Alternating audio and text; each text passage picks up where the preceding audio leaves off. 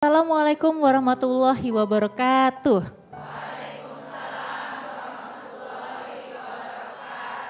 Kajian hati, tenangkan hatimu. Masya Allah, bunda-bunda sehat semua? Hari ini temanya adalah di sepertiga malamku bersimpuh, mencari ketenangan pada jiwa yang rapuh.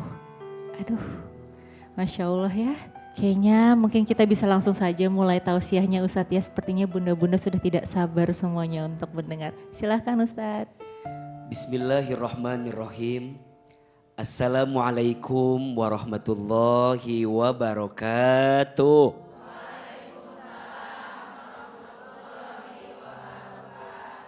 Bunda, di sepertiga malam ku bersimpuh untuk mencari ketenangan pada jiwa yang rapuh. Dalam satu hari ada waktu yang terbaik untuk kita berdoa. Kapan waktunya? Di waktu sepertiga malam terakhir.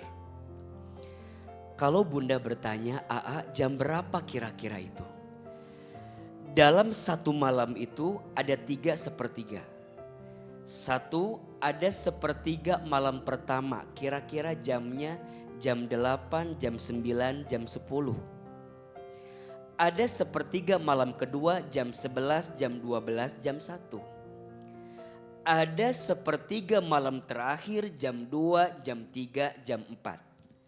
Kalau bunda bertanya, di jam berapa?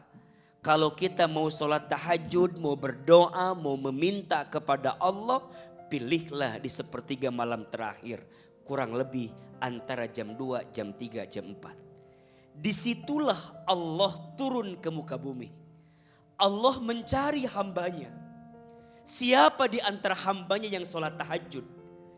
Kalau ada di malam itu, hambanya banyak dosa. Kemudian dia minta ampun kepada Allah, maka Allah ampuni dosa-dosanya.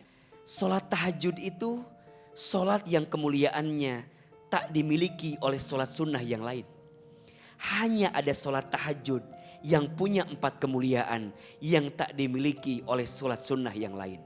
1, sholat tahajud di sepertiga malam terakhir itu Allah akan angkat derajatnya. Sebagaimana disebutkan dalam Al-Quran di surat Al-Isra ayat 79. A'udzubillahi minasyaitonirrajim. Wa minal laili fatahajjat bihi nafilatan laka asa ayyab'asaka rabbuka maqamam mahmuda. Dan di sebagian malam dirikan sholat tahajud. Maka niscaya sholat tahajud itu jadi nafilah, jadi tambahan untukmu, maqamam mahmuda, yang pada akhirnya engkau akan diangkat derajatnya pada maqam mahmud, maqam yang terpuji. Yang kedua, orang yang ahli tahajud itu ditunjukkan jalan keluar dalam setiap kesulitannya. Mohon maaf, jangan tersinggung. Lihat ini yang hadir wajahnya mirip semua. Ini kelihatan wajah banyak masalah kelihatannya. Kalau bunda sedang ngerasa berat dengan masalah, ayo bangun di sepertiga malam. Dirikan sholat tahajud. Maka Allah akan tunjukkan jalan keluar dari setiap kesulitan yang sedang kita hadapi. Yang ketiga, orang yang ahli tahajud itu akan dijaga oleh Allah dari keburukan. Sebanyak apapun orang mau menjatuhkannya, sebanyak apapun orang yang merendahkannya, orang yang ahli tahajud dijaga oleh Allah. Kenapa? Ya, karena tahajud jadi benteng yang kemudian menjaganya. Dia punya tameng yang kuat karena Allah yang menjaganya. Dan yang keempat, orang yang ahli tahajud itu dicintai oleh Allah Subhanahu wa taala. Kemuliaan seorang mukmin itu ada pada sholat tahajudnya. Syaraful mukmin salat qiyamul lail. Kemuliaan seorang mukmin itu ada pada dia sholat qiyamul lail. Sholat di waktu sepertiga malamnya. Maka jika sudah tidak ada telinga manusia yang bisa mendengar keluh kesah kita. Cukuplah sepertiga malam jadi waktu terbaik untuk kita mengadu kepada Allah Subhanahu wa taala. Jika sudah tidak ada pundak manusia yang bisa dijadikan sandaran, maka sudah saatnya tempat sujud menjadi tempat healing terbaik untuk berdoa kepada Allah, meminta di sepertiga malam atas setiap apa yang kita inginkan. Kajian hati, hatimu. Nah, sekarang kita akan memberikan kesempatan untuk tanya jawab ya Ustadz ya. Tapi sebelumnya ada Mbak Tata Janeta di sini yang sudah hadir. Assalamualaikum warahmatullahi wabarakatuh. Waalaikumsalam. Nah, boleh Mbak Tata kalau mau langsung bertanya kepada Ustadz.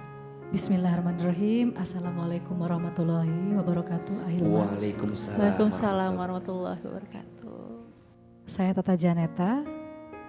Saya memulai karir saya dari nol Ustadz, dengan penuh perjuangan dan kerja keras. Sampai akhirnya alhamdulillah Allah memberikan saya rezeki, mengizinkan saya mencapai puncak kesuksesan selama kurang lebih 1/4 abad. Alhamdulillah, Masya Allah. Dengan rezeki itu saya bisa menghidupi anak-anak saya. Alhamdulillah, Alhamdulillah, Masya Allah. Saya bersyukur. Namun Ustadz, dalam perjalanan hidup saya tentunya saya pernah berada di titik terendah hidup saya. Saya pernah diuji oleh ujian-ujian yang Masya Allah cukup berat. Dan ketika saya mulai bangkit, saya mencoba bisnis baru Ustadz, bisnis makanan. Tapi namanya saya mungkin public figure ya, ada aja yang menghujat saya, mengkritik saya, bahkan ya merendahkan saya. Turun level, turun derajat. Padahal saya melihat ini sebagai langkah untuk menjadi pribadi yang lebih mandiri, lebih baik, lebih bermanfaat untuk orang, dan lebih dekat dengan rezeki yang insya Allah lebih halal dan barokah. Saya ingin membuktikan bahwa kesuksesan itu bukan hanya dari panggung dan popularitas, tapi tentang bagaimana kita bisa memaknai hidup dan memberi manfaat untuk orang banyak. Dan pertanyaan saya Ustadz, dalam Islam Ustadz, bagaimana kita diajarkan untuk memaknai rezeki dan pekerjaan agar kita tidak terjebak dalam pandangan manusia, tapi lebih fokus pada nilai yang Allah berikan. 2, bagaimana kita sebagai hamba agar istiqomah dan yakin bahwa setiap luka sebenarnya adalah tanda Allah sedang mempersiapkan sesuatu yang lebih baik. Hatur nuhun Ustaz. Assalamualaikum warahmatullahi wabarakatuh. Waalaikumsalam warahmatullahi wabarakatuh. Teh, mungkin sebelum AA jawab, AA boleh tanya ya. Sekarang kan berarti ada di zona yang seakan-akan jadi kayak berbalik gitu ya.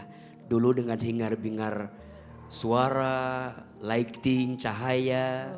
Dan sekarang Teteh meninggalkan itu dan dengan kehidupan yang sekarang. Ada bedanya enggak? Beda Ustaz. Gimana perasaannya? Saya lebih tenang sebetulnya, saya lebih bahagia.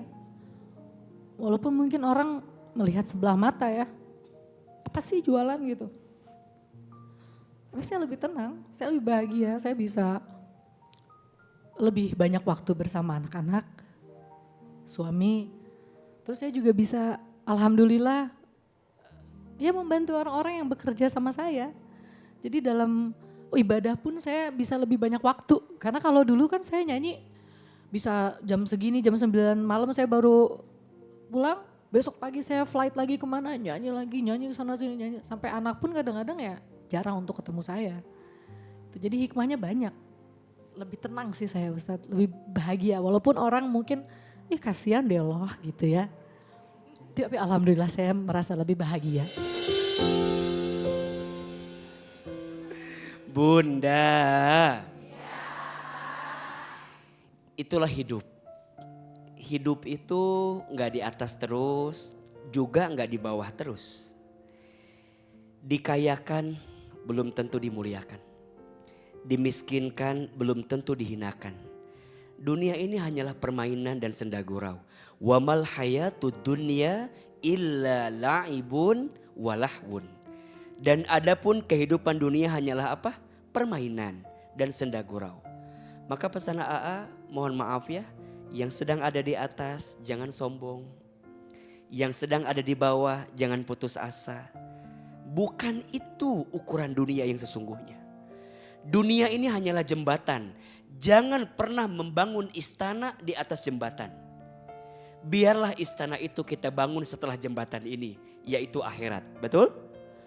Dunia pernak-pernik saja, bumbunya saja. Seperti apa istananya nanti di surganya Allah Subhanahu wa taala. Maka betul tadi Teh Tata menyampaikan bahwa beliau sudah ngalamin pasang surut dalam hidup. Bahkan pernah ngalamin titik terendah, dikhianati, dibohongin, ditinggal pergi, dicaci maki, diberi rezeki, diambil lagi rezeki, dihilangkan popularitas, dikenal lagi, udah tenang, dicibir lagi. Terus hidup mah begitu. Betul nggak? Menurut AA, Teteh, titik terendah itu titik terindah. Karena biasanya ketika orang sedang mengalami titik terendah, dia bisa makin dekat dengan Allah. Betul? Sekarang Teteh sedang mengalami fase dikasih kesibukan yang baru sama Allah. Tentang memahami rezeki lewat jalur perniagaan. Lewat jalur perdagangan. Dan ingat, 9 dari 10 pintu rezeki itu ada pada perniagaan. Ada pada dagang. Maka jangan gengsi jadi pedagang. Jangan ngerasa kecil. Yang kemarin jadi artis populer di panggung lighting yang terang. Sekarang harus jualan mohon maaf gorengan. Harus jualan makanan. Tidak kecil. Justru itu mulia di hadapan Allah. Selama halal. Selama baik. Dan selama tidak mengambil hak orang lain. Betul? Rezeki itu luas. Sehatmu rezeki. Senyummu rezeki. Tenangnya hatimu rezeki. Maka mohon maaf. Siapapun orang yang suka merendahkan pekerjaan orang lain. Sepertinya Anda tidak paham. Bahwa rezeki gak diukur dengan harta yang diterima. Tapi rezeki diukur dari nikmat yang kita syukuri. Kalau sudah bersyukur, semuanya akan baik-baik saja. Betul? Maka yang pertama, betul pemahaman Teteh bahwa rezeki bukan tentang materi saja. Tapi rezeki itu tentang ketenangan hati yang Allah berikan. Yang kedua, jangan mudah tersinggung dengan apa yang orang lain sampaikan kepada kita. Kita gak akan bisa nyenengin semua orang, betul? Kita udah berbuat baik saja, masih ada orang yang gak baik sama kita. Maka kita berbuat baik bukan agar orang jadi baik. Kita berbuat baik mah agar Allah tambah baik sama kita.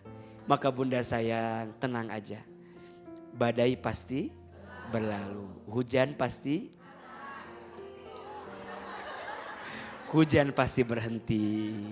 Semua ada masanya, semua ada waktunya, betul? Dan jangan khawatir untuk semua yang telah pergi, karena akan kembali dengan sisi yang lain. Tidak ada yang namanya kehilangan, yang ada hanyalah Allah mengganti dengan yang lebih baik. Segala sesuatu yang pernah Allah ambil, ketika engkau ikhlas, maka Allah akan ganti dengan wujud yang lain. Apa itu bentuknya? Tergantung hatimu. Seberapa lapang ruang hatimu untuk menerima balasan kebaikan dari sesuatu yang pernah hilang dalam hidupmu. Insya Allah. Suami sama temanku ada Intan nyaranin kenapa nggak buka warung aja gitu. Karena saat itu juga aku memang alhamdulillah lagi coba untuk hijrah gitu loh. Aku mencoba jadi lebih baik, orang mau ngomong apa ya terserah gitu. Miris aja sih, lebih ke ya Allah ada aja gitu. Lebih tenang, lebih happy.